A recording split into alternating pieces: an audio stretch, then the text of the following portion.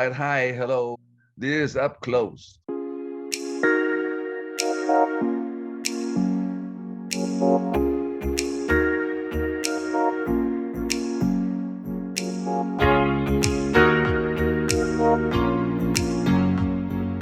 Well, I graduated from the Asian Institute of Management in 1972, and I was full of management topics, blah blah blah, and all that. And but 1974, about 2 years later, I got to be curious about things that are happening that cannot be explained by science. And the first thing that I got involved in investigating are the faith healers of the Philippines. And why did I do that? It's really out of curiosity. I was just curious: is it true or is it not true? And for me, I don't do investigation the way scientists do, where they measure things and from the outside and all that. I immerse myself into the phenomenon and experience it myself to know what's happening. So I'm not like a scientist with the instruments and all that. I immerse myself. So, for example, I wanted to know how this psychic surgery is. Was true. I had myself operated several times, and several of my friends, including my wife, was his on the breast, were operated, and they all got well. And then I wanted to know whether it's true that people can walk on fire.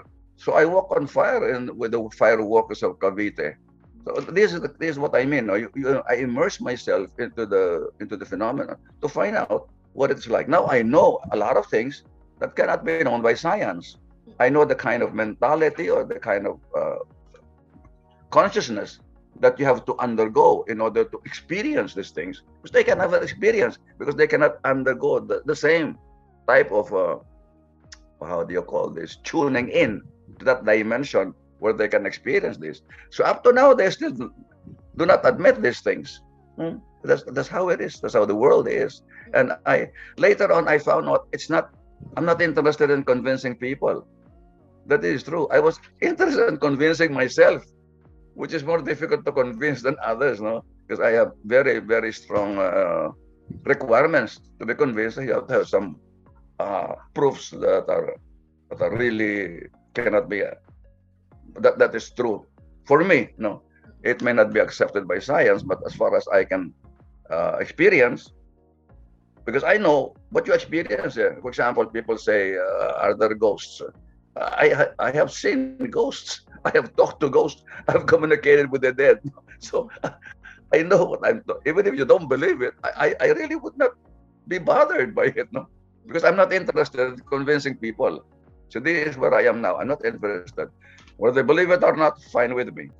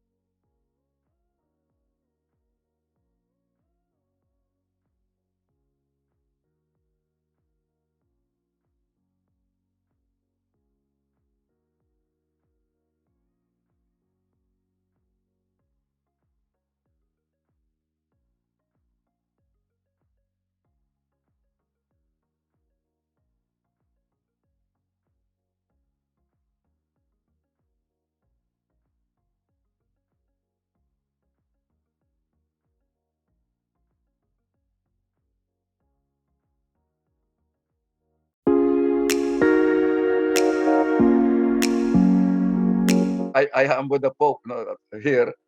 Uh, I am with Pope John Paul. I had a special audience with Pope John Paul at the Vatican, where I gave him a copy of my book on the faith healers. And so I said, Your Holiness, I'm from the Philippines. I would like to give you a copy of my book on the faith healers of the Philippines. And the Pope said to me, thank you very much. Faith is what we need most in the world today, Pope John Paul told me. So it's very interesting because his back was turned, his back was towards me because other people were trying to get his attention. So I shouted, Your Holiness, I come from the Philippines. When he heard the Philippines, he turned around and faced me. That's when I was. That's why you have a picture, and I was able to. When he heard the Philippines, he turned around and faced me. Very interesting.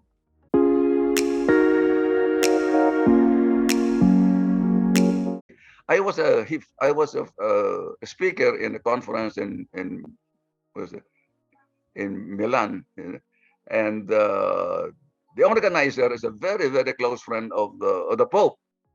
So he asked the foreign speakers, and on one of them, whether they would like to see the Pope. Of course, we said yes. So we flew from Milan to Rome, and that was an incident there in Rome. I was visited at the Ambasciatore Hotel, which is 100-year-old ambassador in front of the American embassy. And I was alone. At 10 o'clock or 10:30, I was trying to go to sleep when I noticed a huge, ghost on top of me, and I couldn't move. He was pinning me down. So I said, even if I shout, nobody will hear me because the walls there are 12 inches thick. It's a 100-year-old hotel. So I said, my God, I'm on my own here with this thing, with a ghost now, pinning me down. So I faced him and said, okay, you want to play? Let's play. And he disappeared. You know. So when ghosts feel that they cannot enter you, they cannot possess you, they leave. But if you succumb to it, then they can possess you. You know, but they are true because I have seen some proofs of it. But yung mga aswang, I don't have proof. To me, aswang is question because I have never, but I have found proof. Capre, I have met a capre, and I have. Yes, and I have also encountered in our house. There are several elementals here. When nawala yung mga gamit ko nawawala, then I will find it elsewhere. Oh, so opisina rin, meron mga ganon. But I'm not worried. They're very friendly. They're very playful.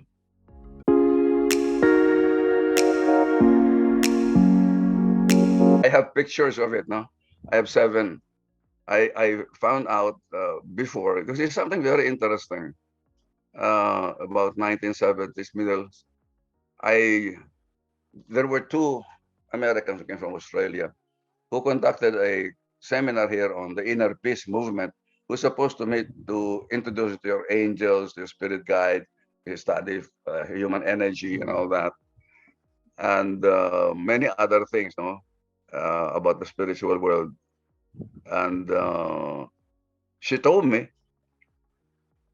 that I have 7 spirit guides because she's clairvoyant, and the 2 of them, Bettina Lohman and Nancy Seward, I still remember their names.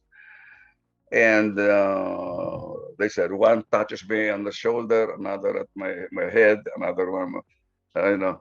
There are 7 of them, so I said, why 7? I was wondering what there are, because the more responsibilities you have in society, the more spirit guides you need.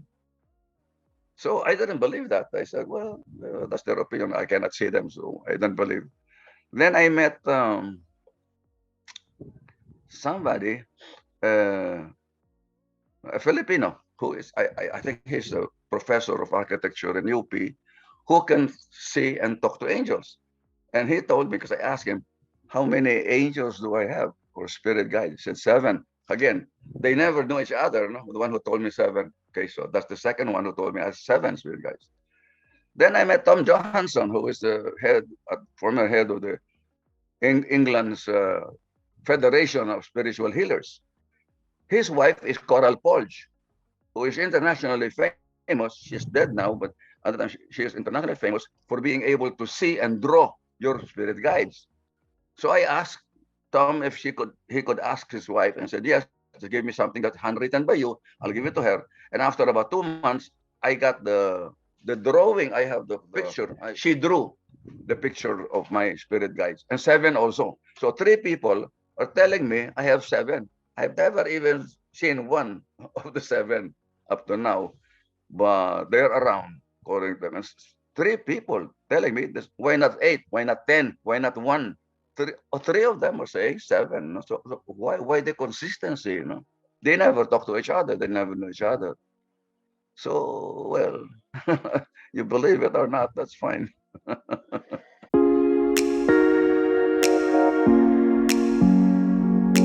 In Lokban, there was a boulder, big boulder, about 6 feet wide, long, about 5 feet high. It's a big stone, a boulder, rock. There were about I have companion. There were more than 10 of us. When you touch it, when I touched the outside, I fell into a trance, and then I fell down, and I found myself inside, not my physical body, but I was inside, and I was met by an alien, a female alien, with a big head, black eyes, small nose, and she was completely naked, but she did not have a female breast. I could see only down to the waist, and she was doing as if she was under the water, and there were two creatures that are flying there near her head, the other one near her waist. They were parang guardian niya, no? And she said to me telepathically that I'm sorry, I cannot bring you down to the bottom. In your next visit, I will be able to bring you down. So then afterwards, I became conscious. I was out again, and my body was always out. It was my astral body was inside. But then I realized that this is one of the most common ETs that people on Earth say are the grays. And the reason pala why they are called gray is because their skin is like rubbery gray, parang rubber pero gray. I don't know whether that's skin or uniform, but all of these grays that are being seen by and reported by other people on Earth are similarly dressed or similarly attired, no? Completely naked, no? But flat yung like a man, no? Yung wala siyang female breast. But she's very nice looking, although she looks strange because malaki yung malaki yung ulo, malaki mata, ganyan, very black. And maliit yung ilong, maliit yung bibig. And I didn't see any ears and all that. And it's the typical description of an ET. I met and talked to one. That's why I believe in it. And people say, "Oh, kalokohan yan. You're just imagining things." But another person in our group saw the same creature, but that creature brought him down to the bottom of this tunnel. And I said, "How come she didn't allow me to go down there?" I don't know. So, but I said, "What's down there?" I saw a laboratory, and there were beings in white, parang doctor, parang there is a man or a being on the table that they're experimenting on. It's a laboratory of the ETs. That particular boulder, that's the entrance is the top, the boulder. It's in. Now this one looks. She looks better than this, but it's the same figure. She's the same. Yeah, she looks like that, but much better looking. Yeah, pleasant looking. Okay.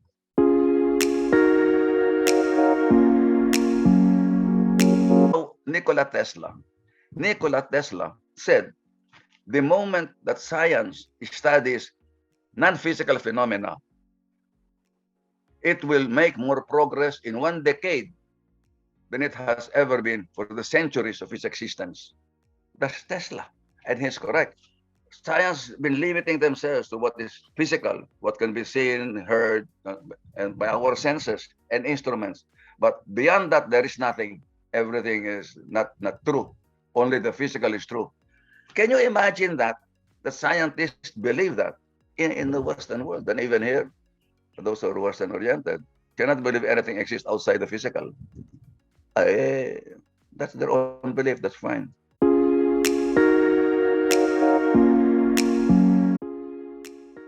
Or they do psychic surgery on any kind of cyst, disease tissues, lumps, and all that, and any internal things they have to, like removing certain things from the body. They're able to do that. They open the body with their bare hands.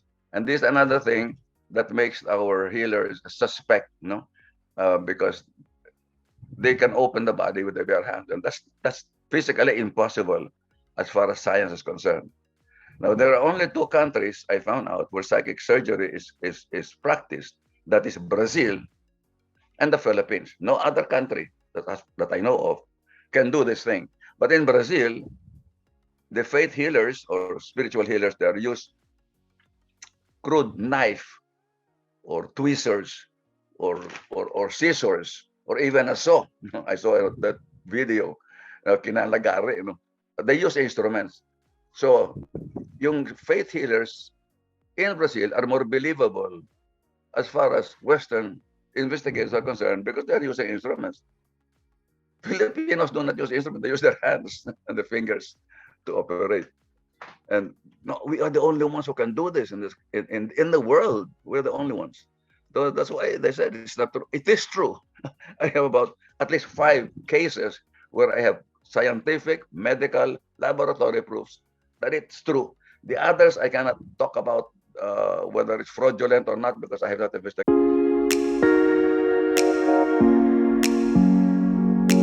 Yeah, it was my prostate gland operation in 2002, where I went to an ultrasound with the radiologist, who was a former student of mine. She's a radiologist, a doctor. And she confirmed my prostate gland was enlarged. So I went to this friend of mine, Flor Acacio, who was in Makati, one of the best we have here in the country. She did an operation, which was filmed. I have a video of this operation, and my wife was present, and another female friend of mine who was doing the video. For 30 minutes, she kept on removing so many things or cleaning up my prostate. After that, I went back to the radiologist and asked to be examined. She had me examined, and she gave me the result. He said, your prostate is as good as a 17-year-old boy. So I have the proof. I have another specimen from a lawyer who had lymph node adenoma infection. And then that was done by Alex Orbito. And then he asked for the specimen. At first, Orbito didn't want to give. I said, but he's a friend of mine, give it to him. So he gave the specimen to this lawyer, and this lawyer sent it to the pathology department of UST. And then he gave me the result. It says, lymph node excision in a germinal state. There is proof. This is my point. No? I have proof. Whatever you say, meron na katibayan ako.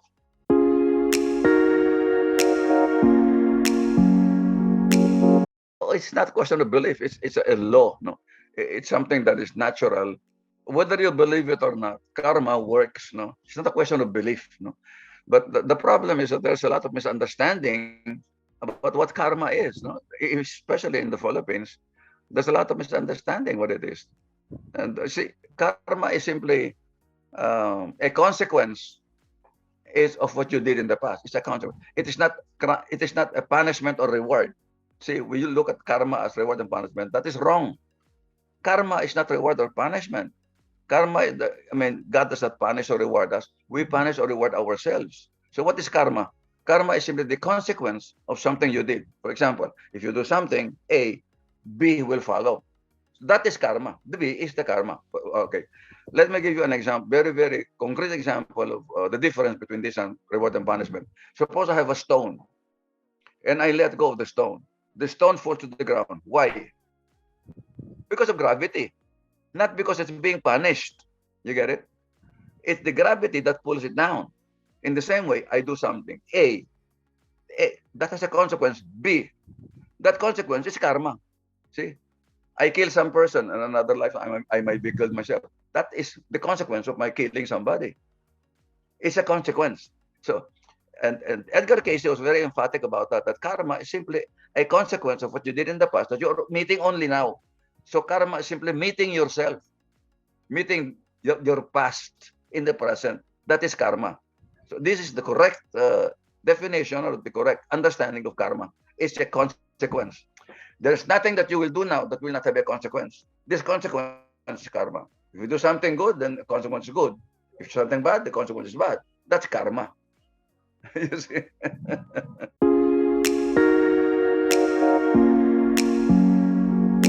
So about past life, I never believed in it because of my Catholic upbringing and all that. And there's not, it's supposedly not taught by the church and condemned by the church, blah, blah, blah. So at the 79, I met a psychic and a fortune teller. I was asked to accompany somebody there. I was not really interested in fortune telling. But this is a very interesting person, clairvoyant, who told me about my past life, which I didn't believe until she told me certain things that happened actually, and explained a lot of things that I couldn't explain about myself. Which, if I assume that particular past life to be true, for example, my interest in the Middle East, my interest in Greece and Egypt was very strong, and I don't know why. And she told me that I lived in Egypt as a scribe during the time of Ramses II, and that I was banned, or I was not executed, by banned for being a monk. I shouldn't fall in love, but I fell in love with a woman who's of noble birth, and she died while riding a chariot. And they said, because of your love for this woman, you stole the staff of life, which can be used only by the priesthood, no, by the high priest, to revive the girl. So I stole that and revived the girl, and she was revived. And because of that, the Pharaoh Ramses II banished us from Egypt. So that was story was that's a nice story, like a fairy tale. But then a lot of things happened in my life that validated these things. So one of the things that when I was still in high school, I think, I used to read. I don't read novels, but there is one novel that I read, which is 400 pages, which is The Egyptian by Mira Walkari. And I didn't know why I was interested in Egypt, even in the high school. So these things explain it, that I was in Egypt 3,500 years ago. Mm. And I said a lot of things became very, very clear to me after that.